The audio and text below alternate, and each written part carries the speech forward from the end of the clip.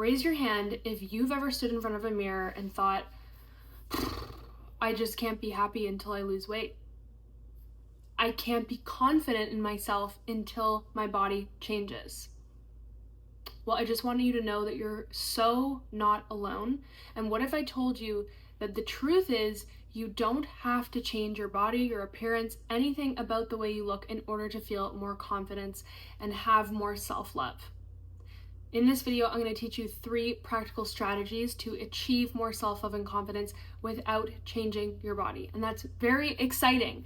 I've taught this to clients all over the world, and I know it will be life-changing for you. So grab your notebook, your favorite cup of tea, and let's dive in. For so many of us, the idea of loving ourselves and feeling confident in our body is so challenging. It feels next to impossible because we're constantly moving the yardstick, the measuring stick with which we compare ourselves to the rest of the world.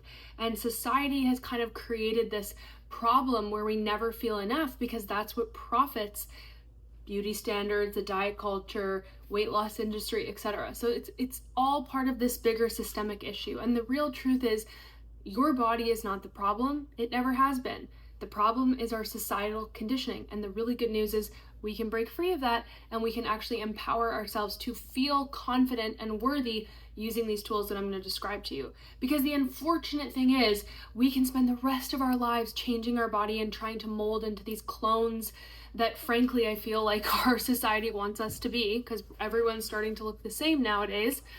We can spend the rest of our lives trying to adhere to these ridiculous beauty standards and change all these different parts of us. But in doing that, we'll never truly find happiness and it will never be enough. It just won't. I've done that my whole life. I never felt worthy, but this is where things actually really transform for me. So that's why I'm so excited to share them with you. Strategy number 1 is to befriend your inner critic. So we actually want to become little besties with our inner critic, and I'm going to teach you how.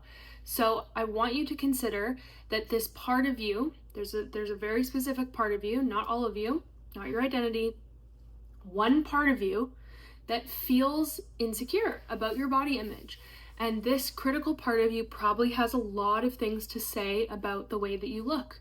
And I'm sure I can guess most of them. Usually sounds like, I'll never be happy until my body looks this way. I have to lose weight to feel confident. Picking apart various parts of our body, the list goes on. This critical part is also critical about a lot of things in our life. So I get it. We usually are taught, okay, let's just get rid of the inner critic. Let's just tell it to hightail it out of here and pack your bags. But the really interesting thing is that we can't actually get rid of parts of us. You'll notice that if you try to do that, they kind of come back with a vengeance. So here's what I would like for you to consider and to practice working on.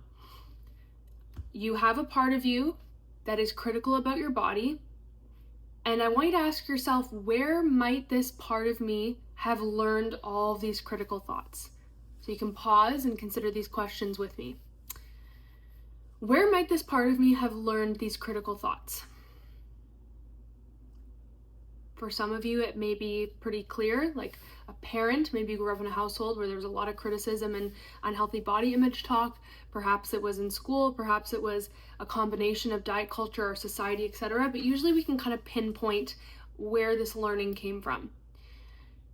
And now, how do you think that this part of you is trying to support you by doing this? Because the truth is, we have many parts of us and they're not here to destroy us or harm us. They think they're helping us in some way. So how might this part of you be trying to help you by being so critical of your body?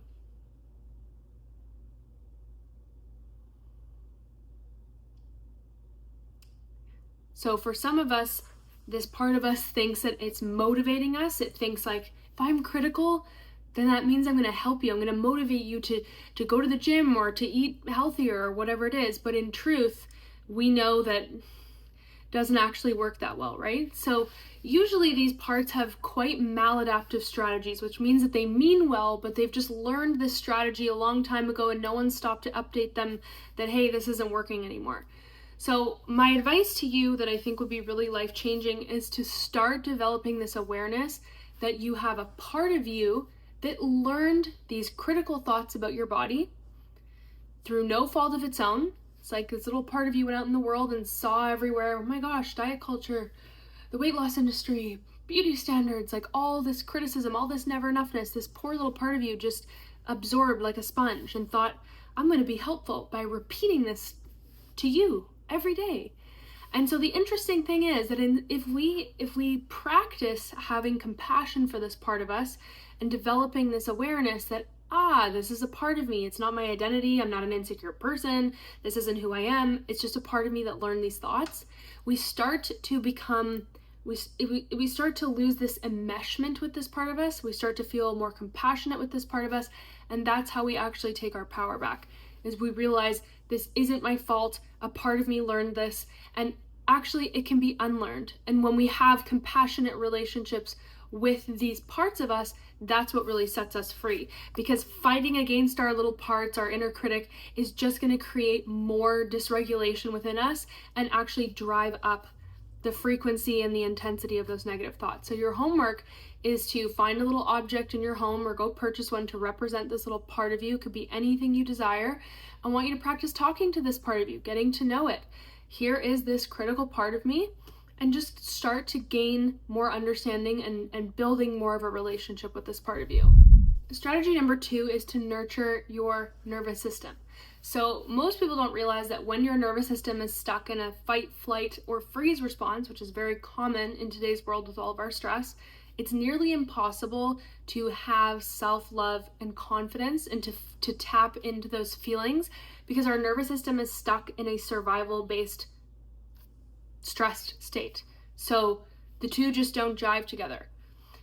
So getting your nervous system into a more safe, regulated place is actually foundational. It's absolutely key to you having the feelings of confidence, feeling your sense of self-worth, and having positive and empowered quality of thoughts. I bet many of you notice that when your life is stressful and you're going through one of those weeks, maybe you had a bad day at work, all of a sudden you're wondering, okay, why are my negative body image thoughts so loud right now? Nothing I did today had to do with my body, but now suddenly I had a bad day at work and I'm trying to figure out how I'm going to change the way my body looks and telling myself I have to go on some kind of diet tomorrow.